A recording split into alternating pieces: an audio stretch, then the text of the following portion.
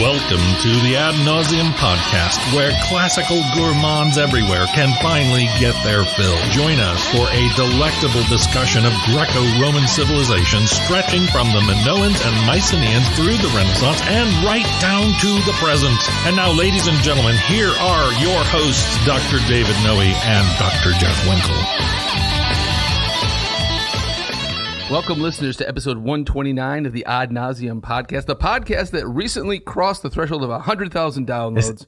Isn't that incredible? It's incredible, and we have you guys out there listening to things. Yes. It's amazing. 100,000. Yeah. That's a scary number. It is a scary number. We're getting to like early Britney Spears numbers. Right. We are. Exactly right. I think She doesn't have a podcast. No. Why did I even bring her up? Why did you? What's the point? We listened when you drove up. I heard you were you cranking something? No. Maybe hit me one more time? No? Well, 20 years ago, she was my exemplar of, pop culture relevance. Yeah, exactly. And when I would talk to students thinking, oh, there I can connect. Right. But that was probably going on 30 years ago now. I think Britney's like in her 40s now. Yeah. Yeah, incredible. Anyway, 100,000 downloads. That's right. So I think we've reached a level where we can start, having an attitude and start big timing people. Haven't we been doing that already? Well, yeah, I think we can. It's more legit now. Okay. Now we have the actual excuse. Special parking spot. Exactly. So we can give people the brush off, and Right. now we can explain why. They should want to be on our podcast. Yeah, that's right. Exactly. 100,000. We are so grateful. We are. Yes. For everyone out there who is listening and downloading. Yes. Yeah. Big thanks. My name is Dr. Jeff Winkle. I'm down here in the bunker on this balmy Thursday night. It's quite warm. With my good friend and co-host, Dr. David Noe. How you feeling, Dave? I'm feeling pretty well. Yeah. I had a little brush earlier today. Something was a little disconcerting. A little brush? Would you like to hear? Yes, I would. Yes. Okay. So I'm walking along and, the landscape is somewhat barren. And I had this really strange feeling like, I was being followed. And I turned around, and the cops was behind me. The cops? Yeah. There was like a little cluster of trees. Yeah, I got to see OPSE. Yes. Yeah, and low-hanging brush. And I realized that's what was making me so uncomfortable. Right. The cops was following me. Oh, man. You came up with that today. That's all I worked on today. You've been waiting hours. Took me almost 16 hours. I woke up at 6 a.m. Had some ratio coffee. Well, that'll come later. Okay. But yeah, that's how I'm feeling. Gotcha. A little bit unnerved. A little unnerved. Yeah, well, that's a scary experience. Yeah. Well, actually, go ahead. Yeah. Well, to turn around and find a small grouping of cluster of trees. Right. The cops are after you. Right. To be honest, I was listening to the biography of John Adams. Uh-huh. The one written by David McCullough. Yes. Yeah. And the word cops was used near the end of the book, a word I have long loved. And it occurred to me, I have never tried to turn that into a pun. I'm actually shocked. Isn't that strange? Right. So yeah. I thought, hey, I'd give it a go. Yeah. I just like that there's a word in the English language that means a small grouping of trees. Yes, and I like the superfluous E on the end. Yeah, exactly. You don't need that. No, it's like the E on the end of your last name. Right. Don't need that either. How are you feeling, Jeff Winkley? I'm feeling pretty good. We're kind of this is when we do these after dark podcasts, it's a little rough for me because I'm a early to bed, early to rise kind of guy. Yes. Yeah. Yep. But I'm feeling good. Right. I'm excited. I brought up the 100,000 downloads just to kind of give myself a little adrenaline boost. Yeah. And but I'm doing well. Well, your experience reminds me of something. Oh, do tell. Yeah, I had this dry patch on my elbow. Okay. The other night, and so before I went to bed, I rubbed some lotion on that elbow. Yeah. And when I woke up, the lotion was still there. Okay. You know why? Why? Oily to bed, oily to rise. Oh, that is terrible, but yet great. Yeah. Okay, I think that's our cue. We got to get into this. Let's get down to business. So, Dave, what are we talking about tonight? Well, first of all, we do not have a shout out. Okay, that's always a little That's disappointing. okay. Okay. We now know that people are actually listening. If there's 100,000 downloads. Yep. We're going to talk about giving Goliath his due, part due. Part due. That's yes. correct. Part 2. And we should probably fill in some gaps for people jumping in.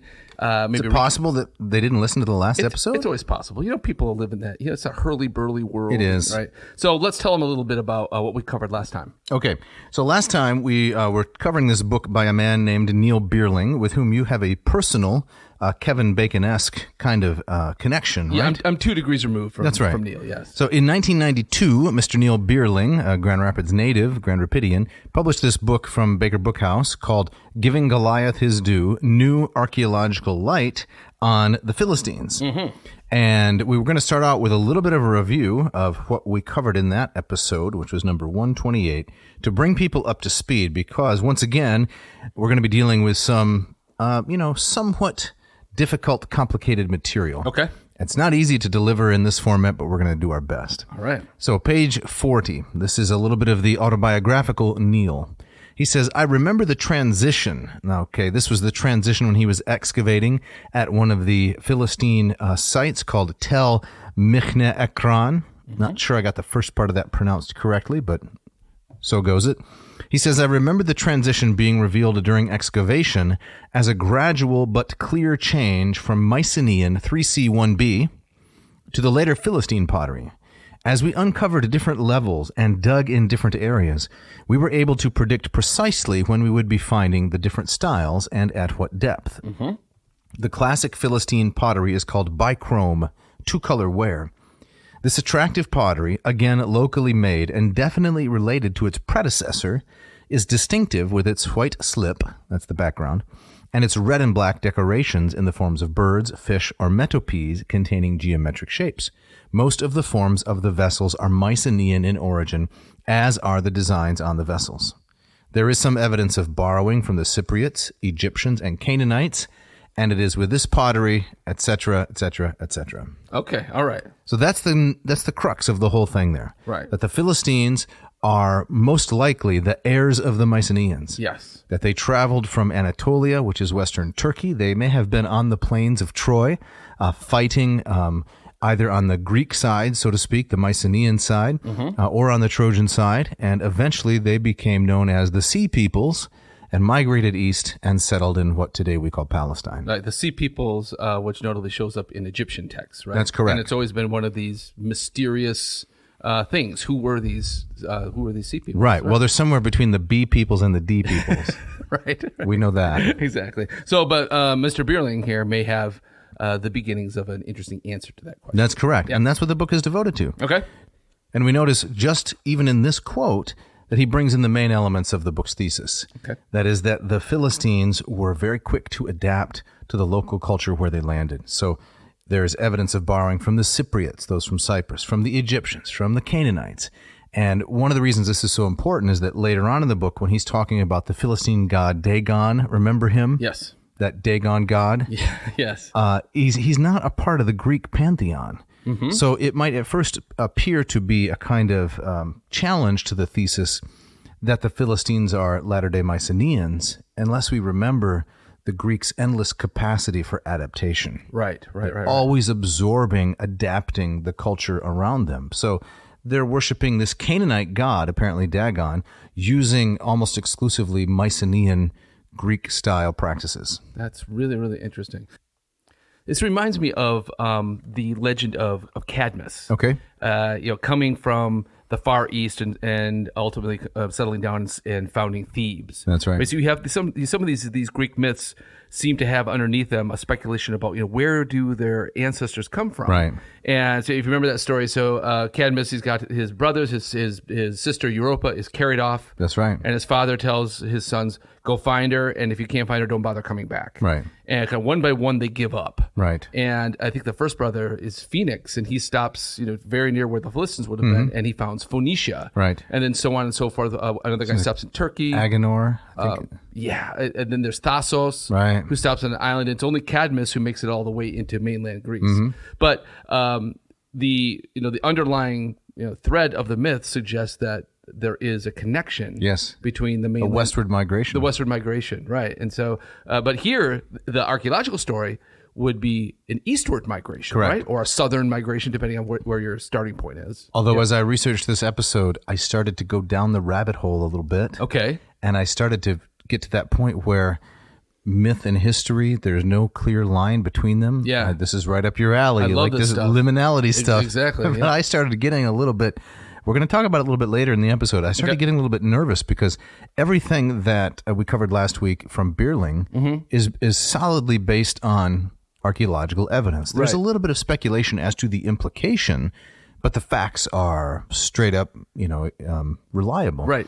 Some of the things I started reading, they kind of verge into make-believe almost. Okay. You're not really sure. So we'll talk about that a little bit more. Oh, and you've piqued my interest. All right. I can't wait to get there. Sounds great. Okay. So to continue the summary here before we get on to new material, Bierling built his case last week, as we presented it, based on a number of different items. Inscriptional evidence on the island of Cyprus.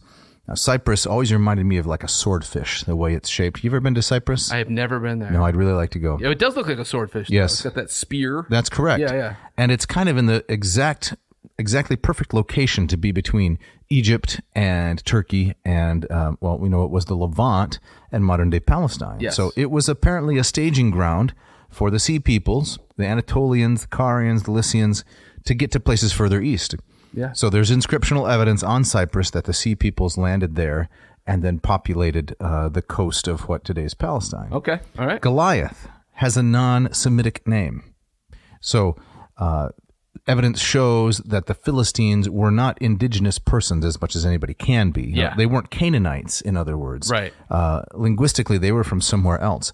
The second attack of the so-called Sea Peoples took place during the reign of Pharaoh Ramses III. This was around 1175, very close to, as we said last week, the date of the fall of Troy. Yes. Eratosthenes' date of 1183. Yeah. In fact, just 8 years later. So he records at a place called Medinet Habu near Thebes in Upper Egypt, the peoples whom he defeated successfully repelled from the Egyptian coast. Parasata, Peliset, which Bierling says is the Philistines. And so then they were settled there in the region where, we know them from history. Yeah.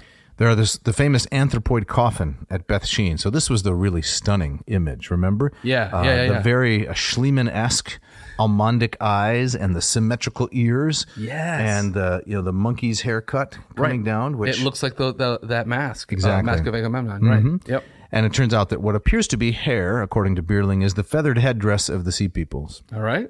We didn't talk about this so much last week, but the Phaistos disc, the very famous Phaistos disc, has Lycian or Carian warriors on it with feathered helmets, just like the Philistines. Then what was especially interesting to you, remember, was the comparison between 1 Samuel 5 and 6 and Iliad Book 1. That stuck with me all week. That I couldn't get that off my mind. Right. And so, my mind only, the comparison is so fascinating that it's point by point. It is point by point, but I get wrapped up in the implications, right? Because I think it can go in so many different directions. What does this mean? Can we point to an origin point? Why is this archetypal arrangement so far widely spread? Yeah. Where who's borrowing from whom? I'm convinced. I mean, did you reach any conclusion? No, I'm still thinking about it. I wrestle with this stuff all the time. It seems to me the best explanation is what we see in the Iliad was then reenacted in Palestine.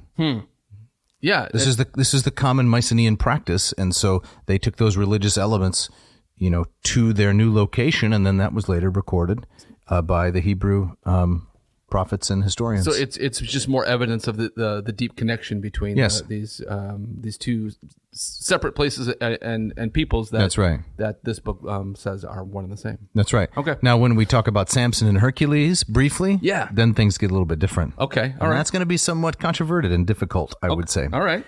But to continue on with the review, we have the Ashdoda goddess. Remember that Ashdod was one of the 5 Philistine cities of the Pentapolis: Gath, Gaza, Ekron, Ashdod, and Ashkelon. Okay. Not all of which have been excavated. As we'll see, one of them is still underground because it's in a very contested area. Okay, yeah. But the Ashdoda goddess looks remarkably like the Mycenaean Great Mother Goddess. Okay. That we see on the frescoes from Tiryns and from Mycenae, and that we also see in the pottery, right? The figurines. Right.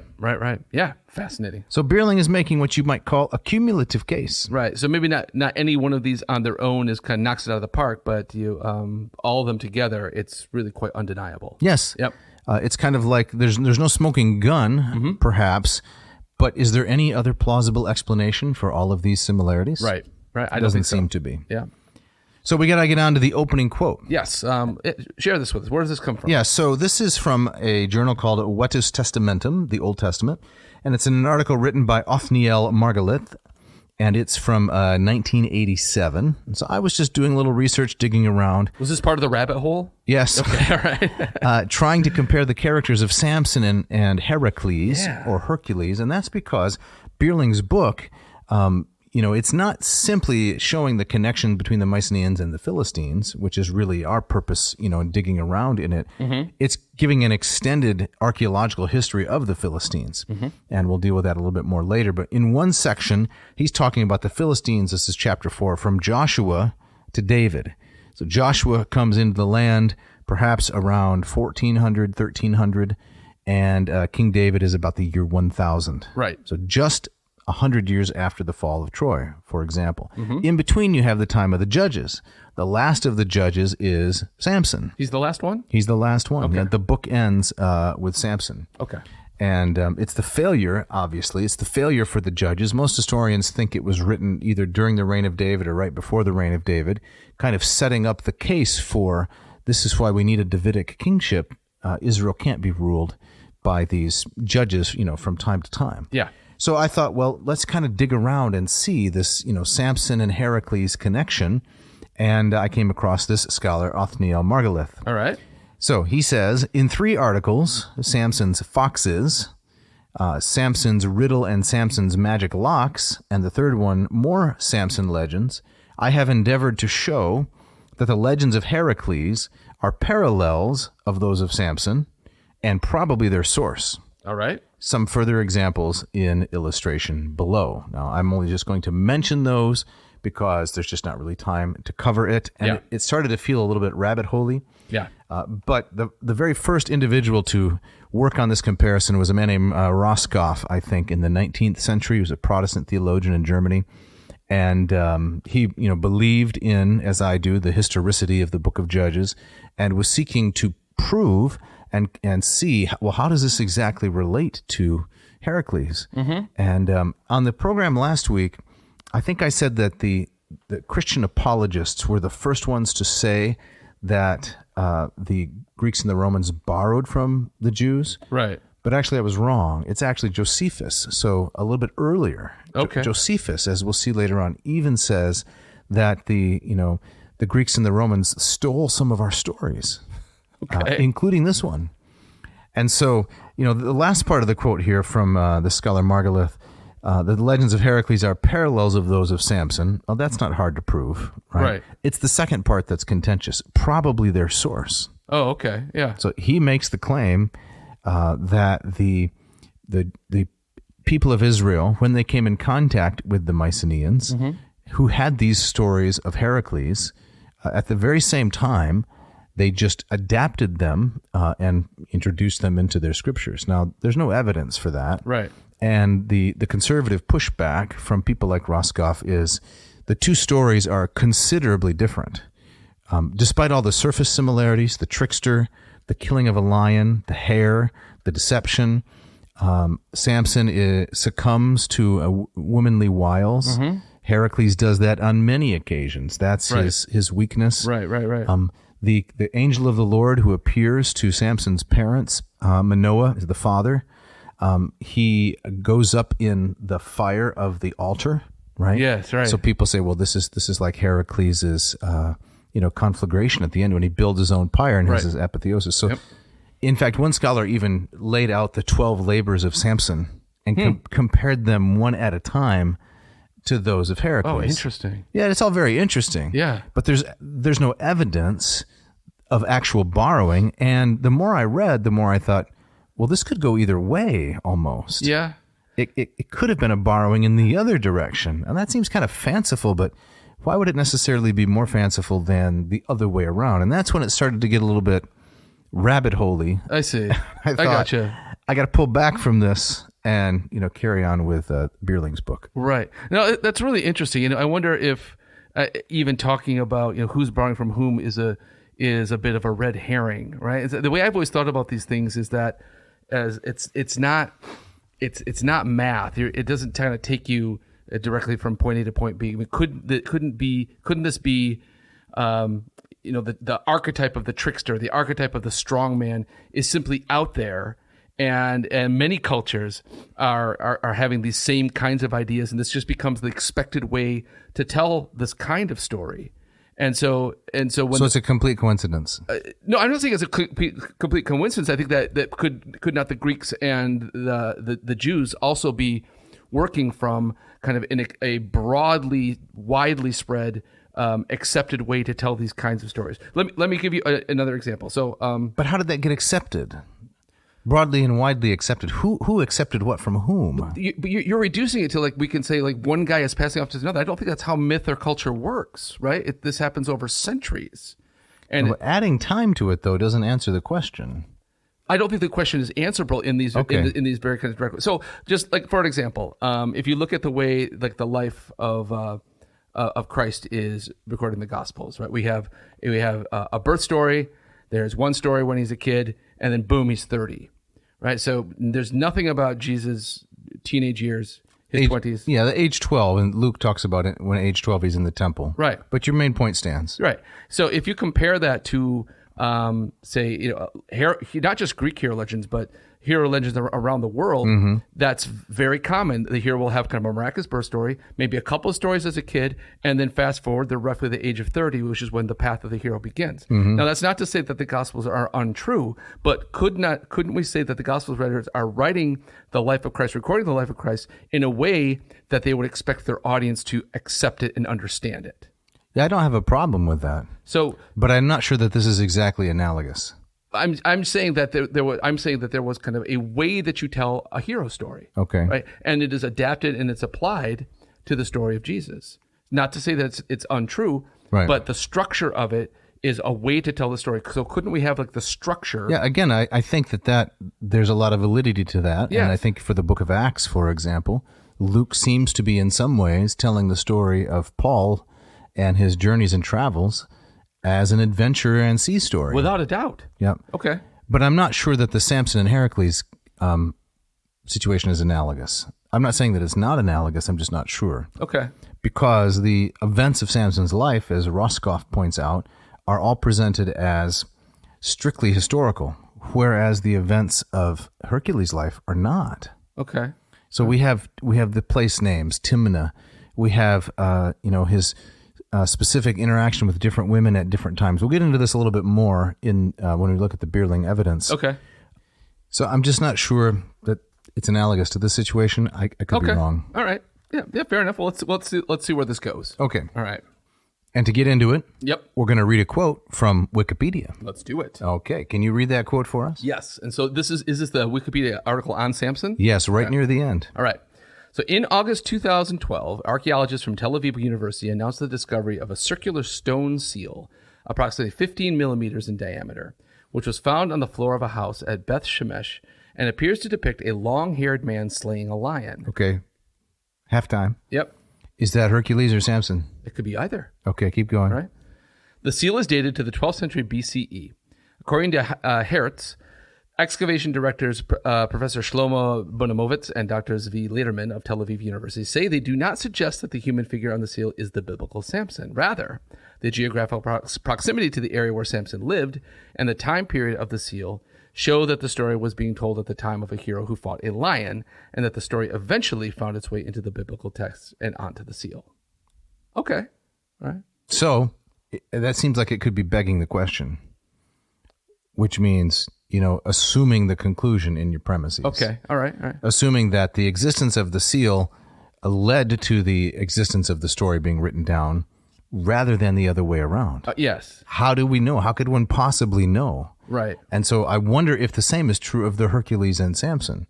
So let's say that the archetype of the trickster, the deceiver, the strong man who succumbs to a woman's wiles, has his hair cut, so on and so forth. Let's say that is something, and when you say it's widely accepted, I guess you're saying that it naturally emerges from how people think about their heroes. Well, but also I think through the sharing of cross-cultural exchange. But that's begging the question, though, Because we're trying to solve the question of, did Heracles come from Samson or did Samson come from Heracles? I think it's an impossible question to answer. But you're kind of already assuming it when you say they're exchanging information. That's how they get the trickster archetype. Yes. Right. That's why you find it around the world. So who exchanged to whom this particular story? Who knows? You can, when you're going that far back in time, right, into kind of the fog of prehistory, you can't, like, one of the definitions of a myth is that you can't point to that guy started it, right? Myth kind of develops organically. It spreads organically across cultures. Yeah, I'm not sure that I'm in agreement with. And another thing, I think that, like the story of Samson is presented as kind of assuming its historicity. Mm-hmm. But I think sometimes we fall into the trap that we think that means it's a kind of historiography that we would expect a kind of post-Enlightenment. Well, I don't think that. Well, why couldn't it be influenced? Why couldn't it be shaped around the trickster myth? Well, I don't disagree with that either. Okay. And I said that when using the example of the Acts of the Apostles or the life of Christ, I don't have a problem with Luke being inspired to shape the story in such a way that it'll make more sense to his listeners without altering or falsifying information, selecting and presenting in a way that is approachable. Okay. Yeah, right. No problem. All right. But you're saying something different about the trickster archetype just kind of emerging the same way in every place. Either that or it emerged in one place and then was passed on. Right. And that's what we're trying to figure out. What did it emerge in one place as Samson and then it was passed on to Hercules? I would say no. I would say people are turning off at this point. Are they ever going to stop arguing about this? I would say I'm realizing that I think my point of view is more what you might call like a Jungian one. That these archetypes are kind of embedded in our DNA. Okay, well that I might agree with. Okay. But that doesn't that doesn't explain why the specific details are so similar. So if there's kind of a natural tendency for human beings to tell stories about heroes that have these kinds of challenges, I'm prepared to accept that. That doesn't seem strange. But then why are these two so similar if there was no borrowing one from the other? I see. Okay. Why didn't, let's assume Samson was first. Why didn't Hercules kill a tiger? I mean, you could say, well, there were no tigers in the Mediterranean. So why didn't he kill something else? And why the hare? Why not something else? Like losing a ring is what takes away his strength. And why is it a woman's wiles that he can't resist? For Samson, there's no drunkenness, right? Right. For Hercules, that's one of his main weaknesses. Right. Is he drinks and eats too much. Right. I don't think there's any drunkenness. I mean, someone might say, well, he had the Nazirite vow, right? He was not supposed to drink at all. Yeah. And they might say, well, there's your connection. I don't know. I'm not completely persuaded by that. Yeah. But why the similarities at all if it's just the general trickster? So you're saying that the similarities in this particular comparison are so strikingly close. Yes. That it invites the question, who was first? Right. Okay. Because it seems almost impossible to explain otherwise. Your other point, I'm totally on board with. Gotcha. Okay. Or take Babe the Blue Ox here in Michigan, right? Paul Bunyan. Yes. Paul Bunyan is the legendary hero, but nobody compares Paul Bunyan to Hercules. I would like to now. But he's not a trickster. He's a cult hero, though, right? He clears the land, all the trees, so that plows the Great Lakes, Right. So there's some similarity, but it's not close enough to ever invite the question of, so who was first? Right. I think that maybe if I were to look for a further comparison, I would say, okay, well, let's bring in somebody who's a little bit closer geographically and culture. Look at like an Enkidu. Okay. Or something. And I don't want to go there now, just because this is a rabbit hole that I don't. But to widen the circle, to look at other strongman hero legends from the Middle East. Give us another one. You know more about that than I do. In the Enuma Elish, it's Gilgamesh, right? Gilgamesh. I mean, I think Enkidu is kind of the guy from nature, right? I think he's the better comparison with a Samson or a Heracles. But I'd have to do some thinking about that. But it's a fascinating It's a fascinating question. I think, my sense is that it's ultimately unanswerable. Well, you're open to the possibility of further evidence, though. Absolutely. Yes. I mean, there's some imaginable evidence, isn't there, that were it discovered, it would persuade you? What kind of imaginary evidence I don't know. Let's say there's archaeological evidence in some site. I don't know what would constitute a smoking gun. Homer, the Confessions of Homer. Well, when I wrote about Hercules in the Odyssey, right, and Odysseus meeting him in the Odyssey, in the underworld, right. I was actually borrowing the Jewish story of Samson. Right. Would that persuade you, or would you still fall back on archetype? That would persuade me, but that would be the kind of evidence that would actually never be found or exist. Okay, well, briefly, before we pivot off this topic, I'm with you when you say that it'll never be found. Right. That seems really unlikely. But why in particular, would you say it would never exist? Well, we were talking about Homer. Yes. Right? So Homer is composing the Iliad and the Odyssey sometime in the 8th century. Right. So 400 to 500 years after whatever the Trojan War was. Right. So it would be extraordinary to me if he just came up with those legends on his own and somehow knew about these things that happened 500 years before. Right. And so he's a link in a chain of orality. Fair. Right. And that's my view as well, based on my study. It's not as extensive as some people. Yeah. But he's dealing with legends that actually have a basis in history. Right. But there may have been a singular individual who wrote them all down. Well, I mean, that happens post Homer, right? They weren't writing things down before Homer. That happens at Homer, not post Homer. There may have been a single individual, Homer, who gathered all of these legends and stories and history, actually, and committed them to writing at around 785. Possibly. Yes. Right? But there are some good scholars who hold that view. Okay. But at the same time, Homer gives us just a tiny sliver of the massive Trojan saga.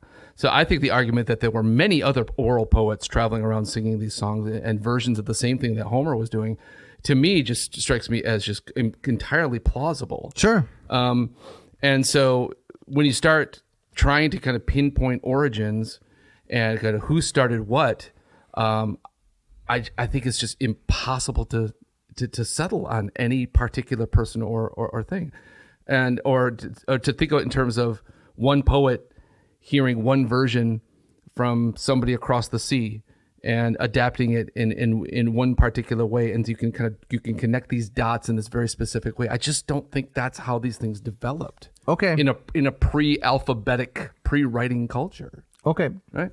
Okay. Shall we pivot? Let's pivot. Okay. Right. Into the key. So we're going to go to the Septuagint.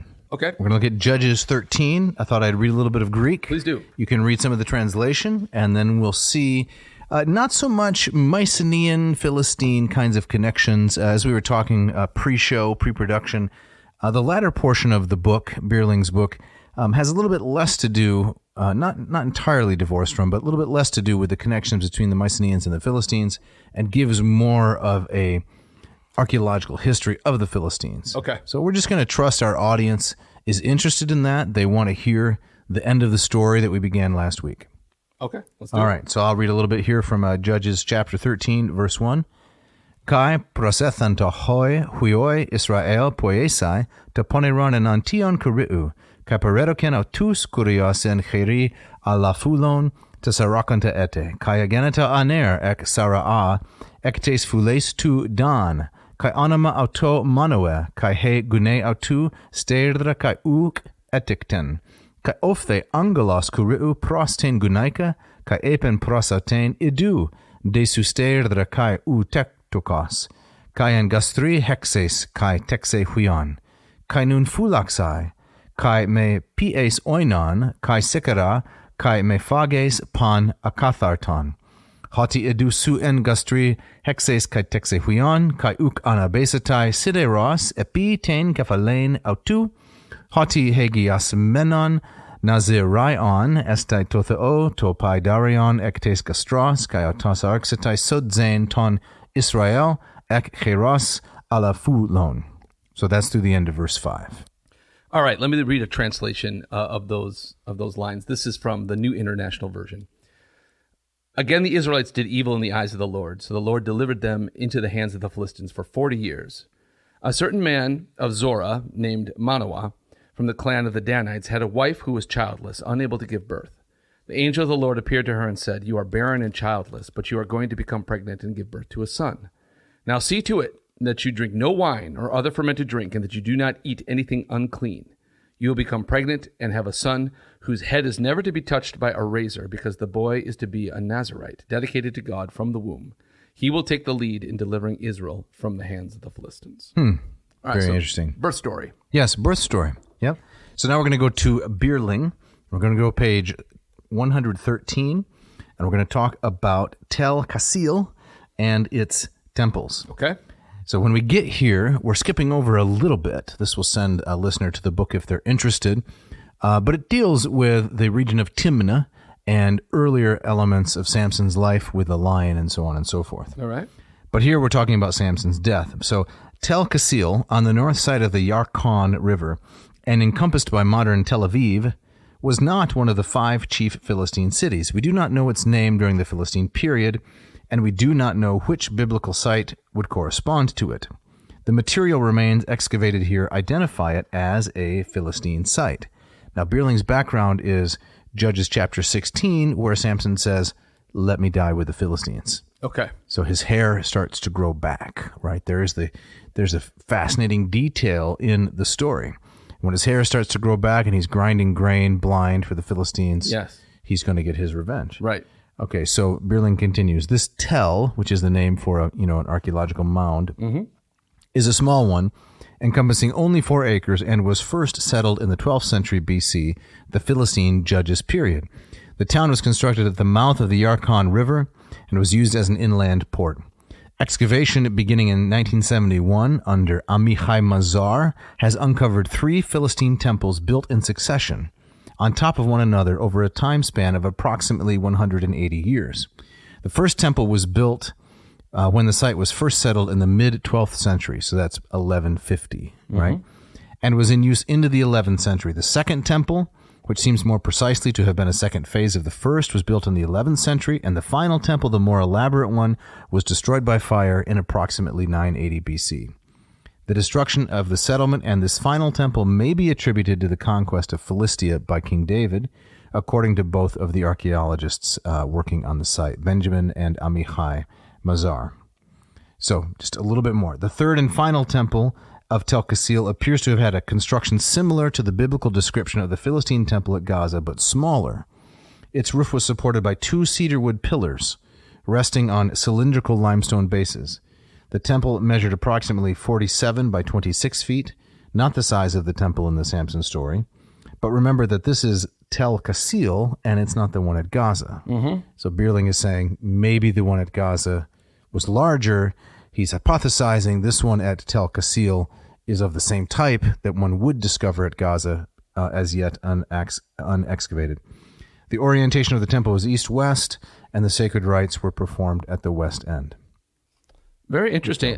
So in the Samson story, there are specifics as to the size of the temple. Yes, that there were so many of his enemies were on top of the temple. It was so large. Okay. They were watching, and he put his hands, on the pillars. Yes. And so the mention of the pillars, which those persons who say, well, the Samson story is derived from Hercules, the so-called 12 labors of Samson. Yeah. This did not seem plausible to me, but maybe I'm too skeptical. I don't know. Hercules setting up the pillars of Gibraltar, and then Samson placing his hands against the pillars. That doesn't. That's a swing and a miss. Yeah, that's a huge stretch. I would say. Right. Okay. But that's one of the claims. Okay. So the main point here is archaeological evidence for a temple that's Mycenaean in style. And matches roughly the description given in the book of Judges for what Samson experienced. Yeah. Okay. All right.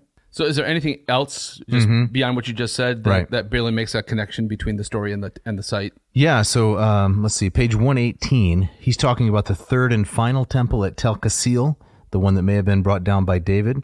He says there are some beautiful cult objects recovered among the heaps of ashes and burnt wooden beams. These cult objects, quite eclectic in nature, have Canaanite, Egyptian, and Aegean origins.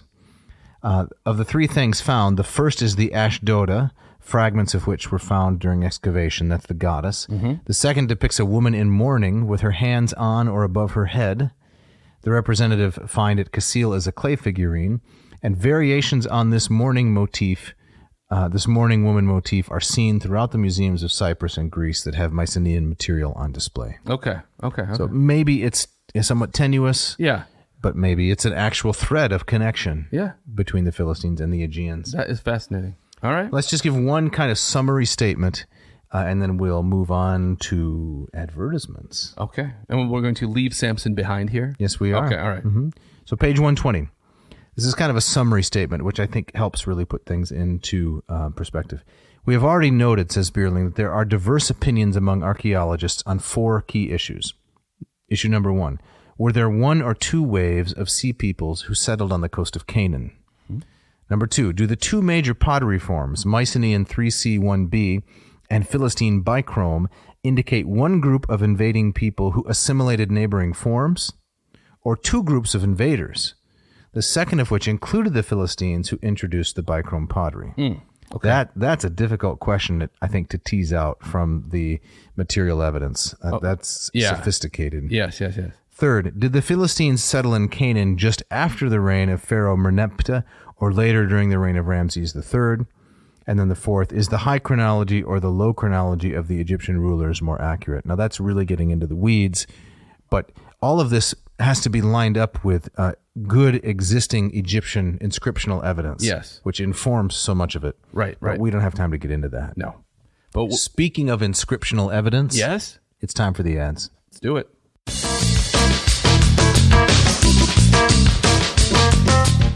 This episode of Ad Nauseam is brought to you by the good people at Ratio Coffee. We're talking about the mastermind. That's right. Mark Helwig out there. The entrepreneur. Is he still out there in Portland? He's still out there. I spoke to him this week. Fantastic. How's he doing? He's doing great. Excellent. Yeah, he's got some big news. Yes. And I don't know if we're breaking the news on air. Other people must know about this. But for our audience, we're breaking it. And that is, are you ready? I'm ready. There's going to be a Ratio 4. Fantastic. Yes, the Ratio 4.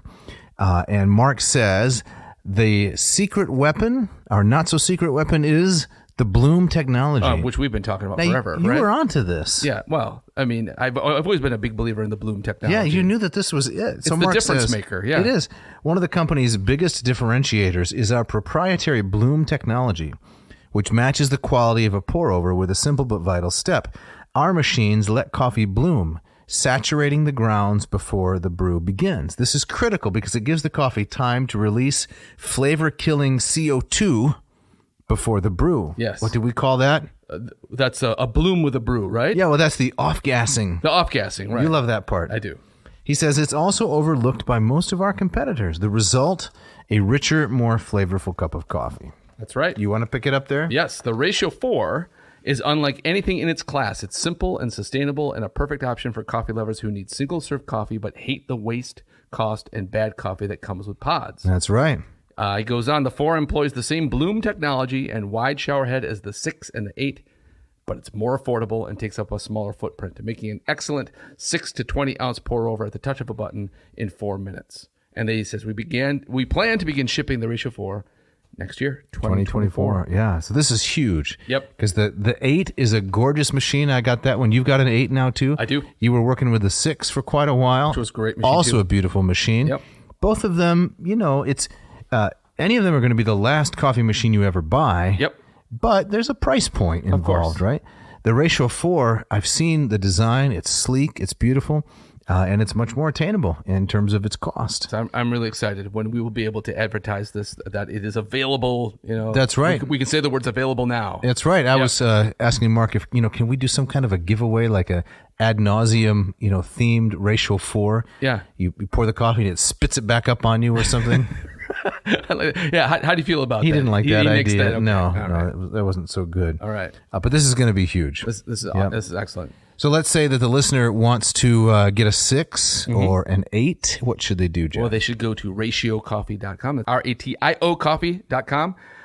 Click the machine that you want, the 6 or the 8, and use this coupon code ANCO30 3N. So, Dave, you got any idea what that N stands for? Yeah, I think it stands for non-belligerent. Oh, so this is a coffee that's not going to spit back at you. That's peaceful and tranquil. Okay, I like that. Some of the other press for Ratio pointed out this brilliant fact. How much time a day do you spend actually making coffee? It's brief, right? It's very brief, right? 10, 15 minutes. With a Ratio, it's pure joy. But when you're finished, the machine sits there. And if it's one of those ugly machines, it sits there looking ugly the whole time. It taunts you all day. Yeah, where do we put our washer and dryer? We don't set them on the kitchen counter. We put them somewhere out of sight, out of mind. Usually, most people hide them in the basement. That's correct, or a closet. Yeah. But with the Ratio machines, you don't have to do that. No, they're objets. They're objets d'art. Right. And in fact, I would say that function of them is almost as important as the brewing of the perfect cup of coffee. Agreed. Right. RatioCoffee.com, ANCO 3N. 3N. Check it out. This episode of Ad Nauseam is also brought to you by Hackett Publishing, HACKETT Publishing.com, with offices in Indianapolis, Indiana, and Cambridge, Massachusetts. These fine folks have been bringing affordable, excellent translations to the masses for 52 years now, if I'm not mistaken. As long as I have been alive on this planet. Walking this green earth. So, Jeff, what do you like about Hackett? I do. As I've said so many times in this podcast, I love the art.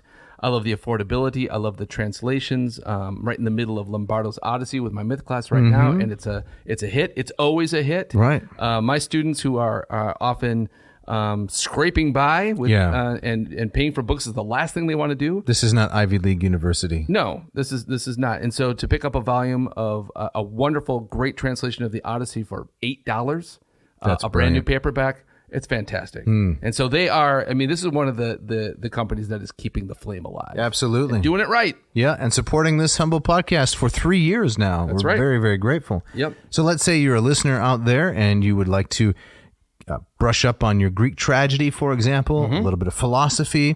Maybe you'd like to read Descartes, some modern philosophy. Maybe you're interested in East Asian studies, history of the samurai in Japan. All of these things are available at Hackett. So what should you do? You should go to hackettpublishing.com. That's spelled HACKETT, publishing.com. Find the books you want. Drop them in the little grocery satchel and use this coupon code AN2023, ad nauseum plus the current year. And Dave, that'll get them two wonderful things. It'll get them free shipping. Yes. And 20% off their entire order. Yes. Don't hesitate.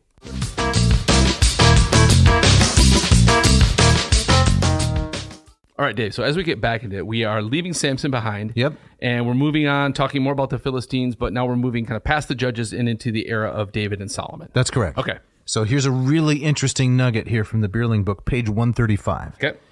So they sent and gathered together all the lords of the Philistines. So the they sent here is in the business about the capture of the ark that we talked about last week. Yeah. And the plague that came on the Philistines. So 1 Samuel chapter 5, the word used in reference to the Philistine rulers in this passage in the Samson saga and later in 1 Samuel 29 is seren. The plural is seranim, a word whose precise meaning remains unclear to philologists. All right. Most scholars believe it to be a Philistine word with either a Greek origin or a hieroglyphic Hittite origin. Okay. So that's interesting because those are quite different things. They are. Here again is another possible signpost on the quest to determine the origin of the Philistines. Right. So is there any speculation if they're saying Greek origin, they must be thinking about a particular Greek root? Does he cover that? He doesn't cover that. No. But yeah, so it's linguistic evidence that again there's that connection. It's an odd word there. Yes. Yep. All right. The Seranim, the lords of the Philistines. There were 5 of them. They got together. It's kind of like a folk moot. I think that's the word. Yeah. It's kind of like the embassy to Achilles' tent. Yeah. What are we going to do? They got to get together, the basileis, and they have to decide how we're going to solve this problem of the plague that's been brought on us. Right. Interesting. Mm-hmm. All right. So we move on from there to the story of King Saul and metal crafting. Okay. You know much about metal crafting? No, I didn't crafted any metal recently? Was Saul into this, like in his garage? Was it one of his hobbies? Right? I'm unaware. What does Saul and metal crafting have to do with each other? Well, I'm about to tell you. So this is from Beerling, page 141. So it's a brief quote from 1 Samuel 13. Now there was no smith to be found throughout all the land of Israel. For the Philistines said, quote, the Hebrews must not make swords or spears for themselves. So all the Israelites went down to the Philistines to sharpen their plowshares, their mattocks, their axes, or sickles. The charge was 2/3 of a pim. Boy, man. I'm always short a pim. Are you short a pim? Exactly. For the plowshares and for the mattocks, and 1/3 of a pim for sharpening the axes and for setting the goads. So on the day of the battle, neither sword nor spear was to be found in the possession of any of the people with Saul and Jonathan. But Saul and his son Jonathan had them. So Saul and Jonathan had weapons of iron that had been sharpened by the Philistines, but the people did not. Okay.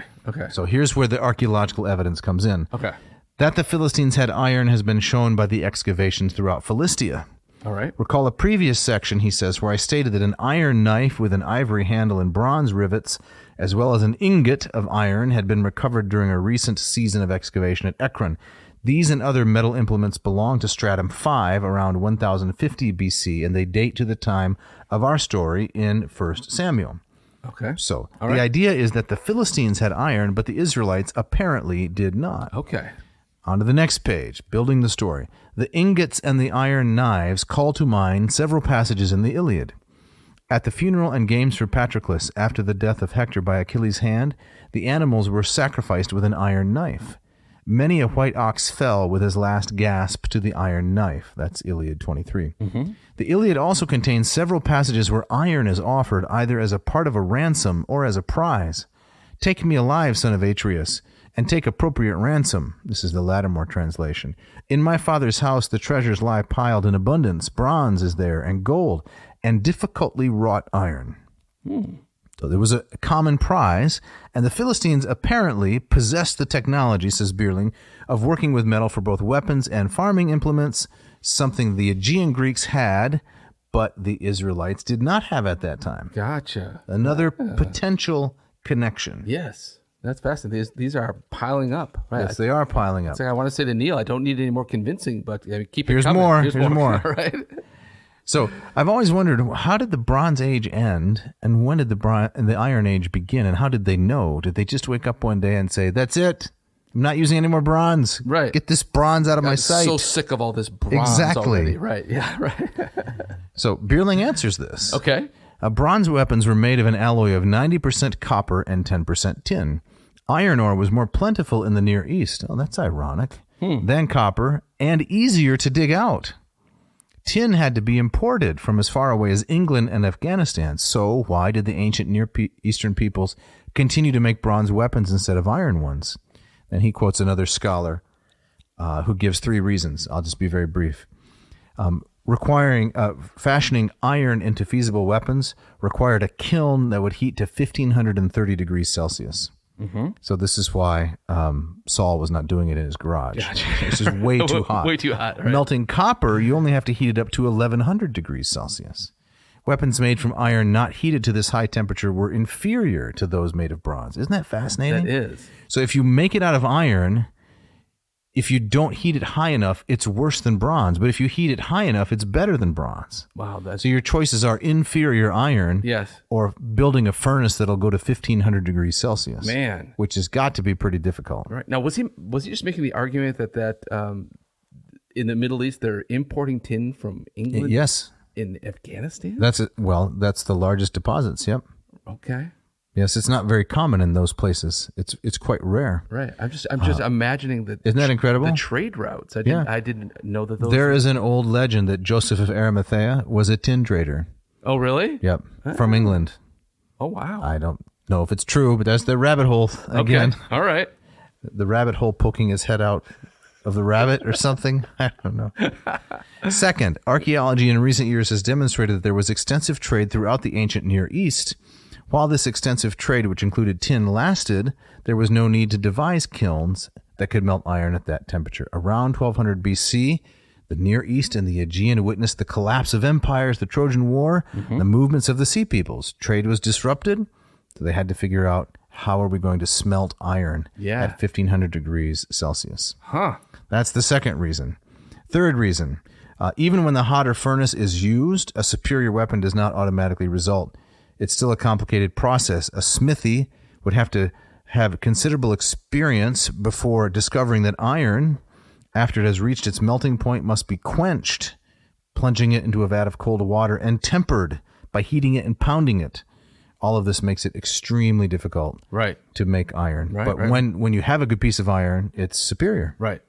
Wow. So interesting, the word for iron is not even used in the 1 Samuel 13 passage, and there's no reference to a Philistine monopoly of iron. But, says Bierling, perhaps the passage intends to show that the Philistines were technologically superior to the Israelites in all metalworking and were able to control access to the metals and the technology. Yeah, I find that very persuasive. I do too. Isn't that fascinating? That is really fascinating. All right, so we go on from Saul and metal crafting to the word pim, right, once again, which is a hapax legomenon. Okay. The word pim occurs only once in the Hebrew Bible and only right here in this particular verse, and no one knows exactly what it means. Yeah. So some form of currency. Yes. Right. Okay. Although there have been archaeological discoveries made where the item is found, right? And it seems to have been, so there's an inscription with a pim. It's a weighing device. That's how they know. Oh, okay. Okay. So that's how it's reckoned as part of a shekel. Okay. All right. Okay, so we're going to go back to Goliath. Oh, good. Before we wrap things up here pretty soon. Yes. And that is, we go all the way to page 147, and we get this description. We won't reread the whole description, but Bierling says the 17th chapter of Samuel contains one of the best-known stories of the Bible. It describes the battle between David and Goliath, which took place in the foothills of Shephelah, 14 miles west of Bethlehem. So the description, which you read last week, of Goliath, remember the helmet of bronze on his head, armed with a coat of mail, the weight of the coat was 5,000 shekels, and so on and so forth. And then there's this well-known description from the Iliad, Book 3, of Paris and his armor. Let me offer that up. So this is from the Iliad, Book 3, lines 330 to 40, from the Rue translation from 1950. Paris began by tying around his legs a pair of splendid greaves, which were fitted with silver clips for the ankles. Next, he put on a cuirass on his breast. Over his shoulder, he slung a bronze sword with a silver-studded hilt, and then a great thick shield. On his sturdy head, he set a well-made helmet. It had a horsehair crest, and the plume nodded grimly from the top. Last, he took up a powerful spear, which was fitted to his grip. Battle-loving Menelaus also equipped himself in the same way. So it's almost word for word like the description of Goliath and his armor, with a couple of notable exceptions. As we mentioned last week, Goliath has scale armor, where the pieces are independent, but they overlap one another, like the scales on a fish. There's nothing exactly like that in Homer. Right. So could this be, once again, the Philistines are actually Mycenaeans, and when they get to the land of Canaan, they adopt local technology? Right. Very interesting. All right, Dave, I'm looking at the script here that you put together here, and I see you want to talk about Ahaziah and Beelzebub. That's correct. So what does this have to do with anything? Well, here's a really interesting, yet another interesting connection, potentially, to the Greco-Roman world. Okay. So this is Bierling, pages 189 and 190. I'm just going to read a little bit, and then we'll talk about it. All right. One of Israel's kings who ruled between Ahab and Jehu, not mentioned in any Assyrian text, but important to our study, was Ahaziah. Then there's a quote from 2 Kings chapter 1. Ahaziah had fallen through the lattice in his upper chamber in Samaria and lay injured. So he sent messengers, telling them, "Go, inquire of Beelzebub, the god of Ekron, whether I shall recover from this injury." But the angel of the Lord said to Elijah the Tishbite, "Get up, go to meet the messengers of the king of Samaria, and say to them, Is it because there is no God in Israel that you are going to inquire of Beelzebub, the god of Ekron? Now therefore, thus says the Lord, you shall not leave the bed to which you have gone, but you shall surely die." So Elijah went. End quote. Okay. So Bierling says, Ahaziah of Israel was the son of King Ahab, who became king upon Ahab's death in the battle against the Syrians at Ramoth-Gilead in 853. Ahaziah's injury led him to send messengers to consult Beelzebub, a god at the Philistine city of Ekron. Now, once again, if the Philistines are Mycenaeans, why don't they have recognizable Greek-like god names or something similar to the Olympic pantheon, which may be depicted at Mycenae? The answer is they're adapting to local deities. Yes. Wherever they end up, that's the gods they worship. So they may have imported some of their own, but they're also very quick to adapt. So Bierling continues, an accurate picture of this god, Beelzebub is still impossible, since the original meaning of the name is not yet known. One hopes continued excavations at Ekron, the Philistine city, will recover more information about the god. Scholars presently believe that Beelzebub is a local Philistine version of the Canaanite god Baal. The last part of the name, Zebub, means flies, and so the complete name means Baal of the Flies, or Lord of the Flies, which is a form of Baal that has not been found elsewhere in the Near East. Oh, wow. So unique. Some scholars have gone to the classical world to attempt to link Beelzebub to Zeus Apamuios, which means fly-averting Zeus. Oh, I didn't know Zeus had that aspect to it. Yeah, or Zeus the flycatcher. Zeus Apamuios. Since it is difficult to explain naming a god after the flies that buzz around a sacrifice or around any decaying carcass, many scholars mention that perhaps Beelzebub is a pejorative of the name Baal-zebul. In other words, Baal-zebul is known from the Canaanite religion. The name refers to the god Baal as Lord Prince, or Lord of the Lofty Abode. The Lord God of Israel was upset with Ahaziah for wanting to consult a rival god, 2 Kings 1, and so perhaps through Elijah, this Baal-zebul, or Lord Prince, was mocked by being called Beelzebub, Lord of the Flies. Oh, so it's a pun. I love that. It's a pun that originated with Yahweh or his prophet Elijah to mock Ahaziah for consulting the wrong god. Oh, I like that a lot. This is the concluding point. Scholars, though, have reached no firm conclusion on the identification of Beelzebub or Zebul. But there's a Zeus who catches flies. That's really interesting. Apamuios, warder off of flies. It's interesting how that name, it has its own kind of nachleben, right? It becomes synonymous with things satanic. And the presence of flies in horror movies is always indicative of a demonic I have to take your word for it. Right, you're not a horror movie guy. No, right? I'm not. Right. But part of that is because he's mentioned frequently in the Gospels. In Matthew and Mark and in Luke, Christ's opponents say he has. Oh, that's right. He has Beelzebub. Right. By the prince of demons, he casts out demons. That's right. So that's 800 years after that entered the Hebrew imagination, the lexicon, you might say. Right. It also makes me think of Bohemian Rhapsody, right? The Queen song. Yes. Beelzebub has the devil put aside for me. Yeah, for that me. line. Right. That's right. That's right. Yeah. It's pretty good. So we're moving on. We're wrapping up. Yep. Final segment is the final destruction of Philistia. Okay. Where did it go? What happened to it? Okay. Well, Bierling, Philistia disappeared as a nation after the destruction by Nebuchadnezzar. Babylonian king comes in, takes the Jewish people captive in 586 or so, between 635 and 586, keeps them for about 70 years. To continue with Bierling, Philistia never recovered its glory of the previous 600 years. Timnah, like Ekron, ceased to exist. Timnah was the city to which Samson went. So the idea is that when the Babylonians came in and took the Jewish people captured, they took out the Philistines They destroyed everything. The Philistines. Gotcha. The remains at Ashdod from the Persian period following the Babylonian destruction are sparse, but that city did not recover during the Hellenistic period in the 4th century BC and later. To what extent Ashdod was Philistine during the Persian and Hellenistic periods cannot be determined precisely, but Nehemiah, one of the prophets, did refer to the foreign women of Ashdod and to the language of Ashdod, which scholars believe was a Canaanite language. And then just one little bit more here to finish it off. And that is the conclusion. So, Bierling, page 249. The objective of this book has been to present the armchair archaeologist, that's us, yes, with the most recent information on the Philistines, a people who have been much maligned throughout the millennia.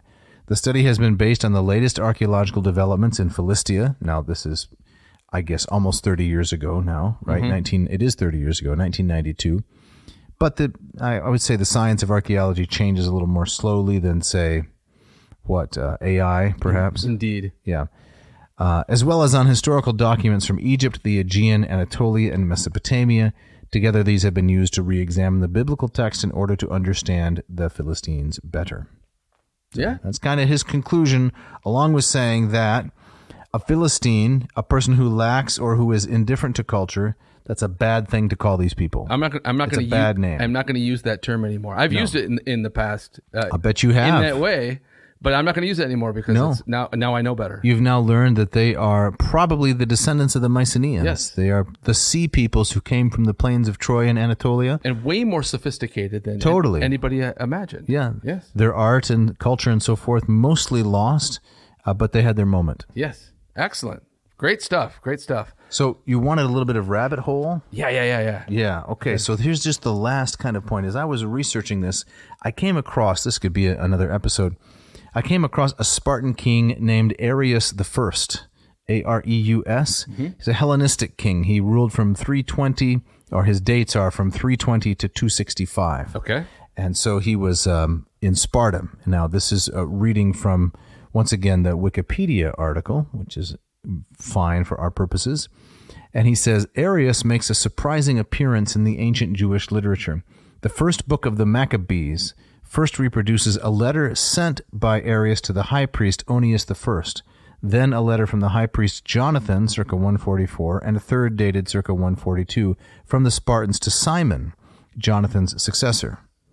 Flavius Josephus, a Jewish historian of the 1st century AD, also refers to these letters, which all establish and renew friendship ties between Sparta and Judea.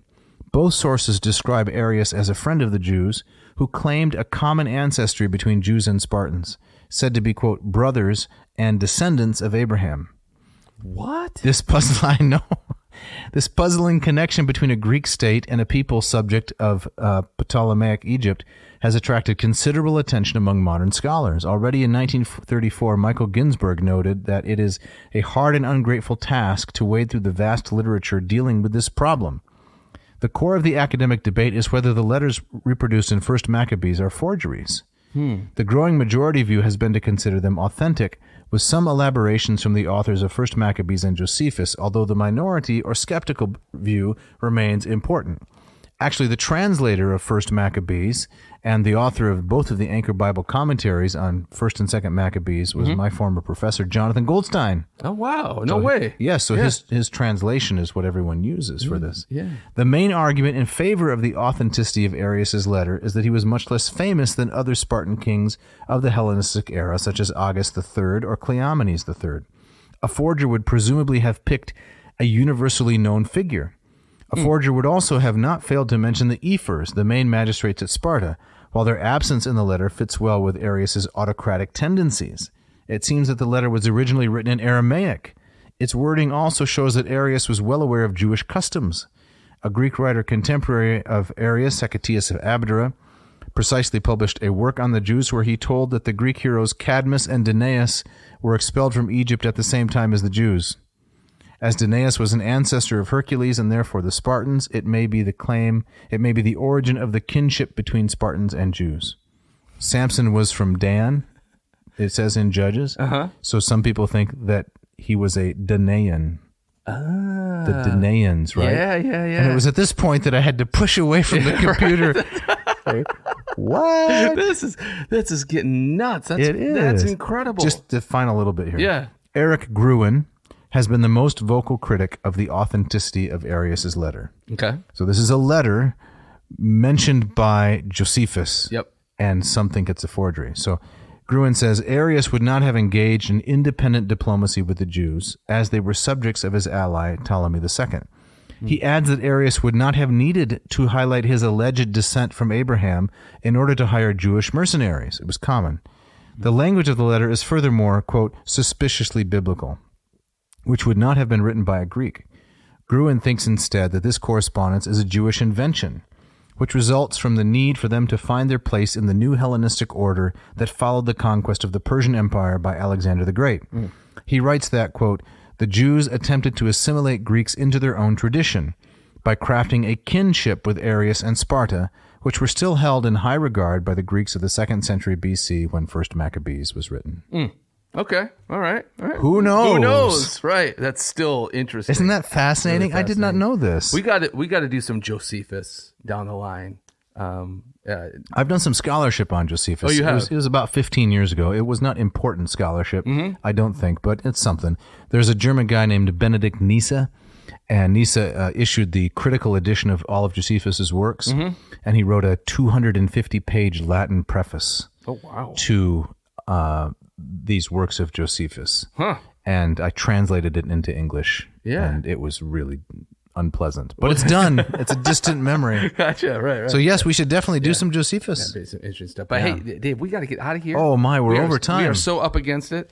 So, but before we do, tell us a little bit about the Moss Method or LLPSI, would you? Both. I'm going to be admirably brief. Okay. You ready? Yep. If you want to study Greek with me, go to mossmethod.com. Yep. Check out the free program. Then check out the program for which you have to pay.